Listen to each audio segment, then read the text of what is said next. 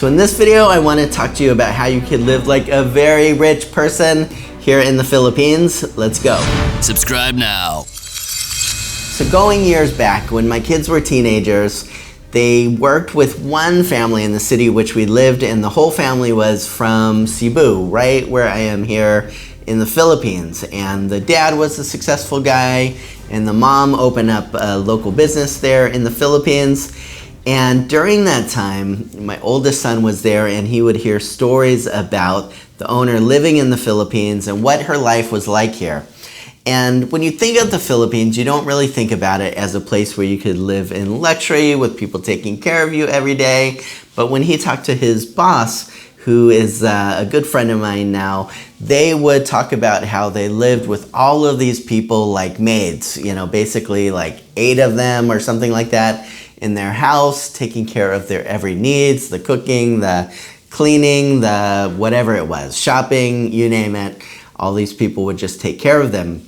And I believed this person, but at the same time, it sounded like, really? I mean, that many people? Is that kind of like you caught a fish, this big, that was really this big? But that's what they used to say. And so it always sounded like a very charmed life for them living here in the Philippines and having all of this staff that helped them out.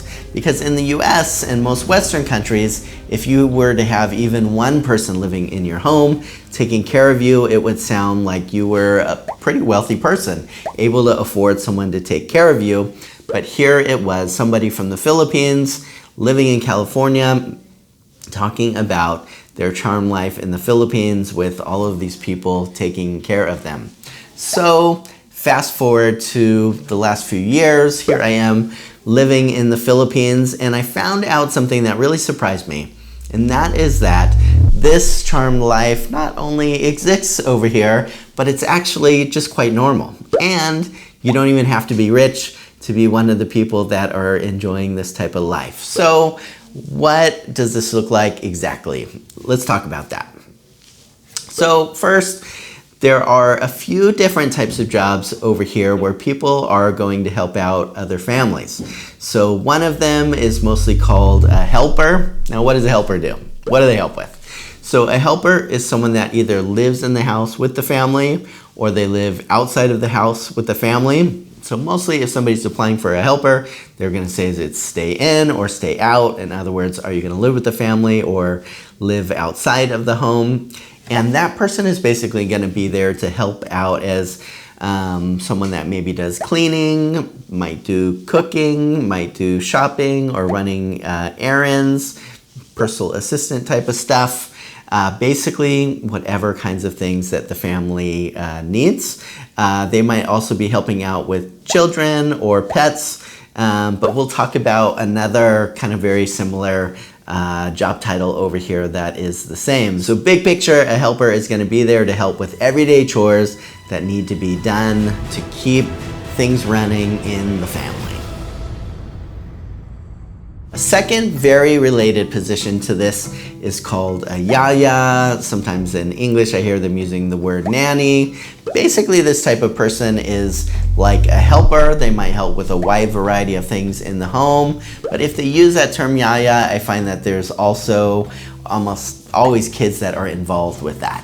And so it's kind of a helper that might help out with cleaning or cooking, different things like that. But they're also going to be taking care of kids, could be taking care of pets as well, but they're almost always chasing after a little one. So I think about my sister-in-law and brother-in-law. They have just a little guy. Both of them are working. One of them is working as a seaman on a ship. He's gone a lot of the year doing that. And the mom is working as an accountant at a company. And so they have a yaya that's there when both parents are working to take care of my nephew, adorable little kid. I'll have to show you a photo of him here. But the yaya is there just to make sure that when the parents are doing what they got to do, someone's taking care of the kid as well. Now, why is this needed?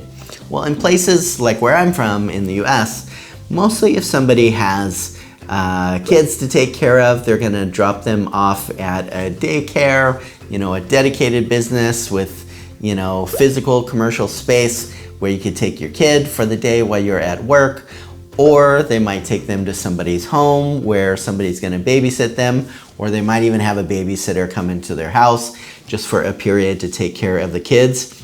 I haven't really seen it work that way here. I've never even one time seen kind of like what we would think of as a daycare, a commercial building where people take care of kids. If they're here and you're aware of it, let me know. But in years I've never seen that. Maybe a good idea for a business. But what's far more traditional here is for someone to just hire somebody that is often going to live in their home. Not necessarily always, but I think with a yaya compared to a helper, it's far more likely that that person is going to live in the home. So often you'll see families here, even if it's not a wealthy family, and they're paying for a yaya to stay in their home with them, and they're going to be the running after the kids. If the baby is crying in the middle of the night, it's often the yaya, not the mom or dad that's taking care of the baby.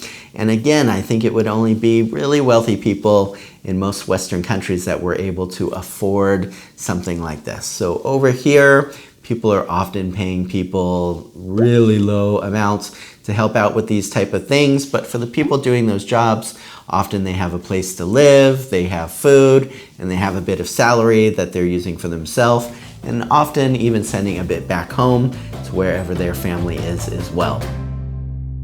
Third job position over here that I gotta say I was pretty surprised to see is a driver. So a lot of people will have a driver that they basically have either on call, or in some situations, like my friend from the Philippines that I mentioned at the beginning of this video, might even live at their home, and they're just ready there to take them wherever they need to go, wait for them while they're out doing what they're doing, drive them back. And really, it's kind of like just having your own personal chauffeur. Again, something in the US that would be pretty expensive to have. But over here, it's definitely not as common as a helper or yaya, but still, you just see plenty of people that have drivers. And I gotta tell ya, with all of the crazy driving over here, I regularly think about getting a driver myself.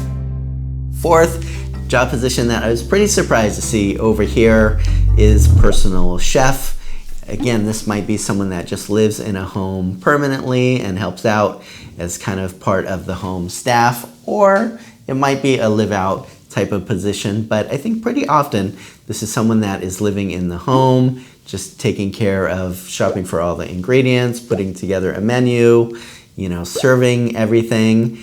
Here, I was told that that's really something that mostly only a family that was a bit wealthier would have. But again, what it would cost to employ someone like that over here is somewhat surprisingly low, especially what would be a normal salary, in the US or a different country.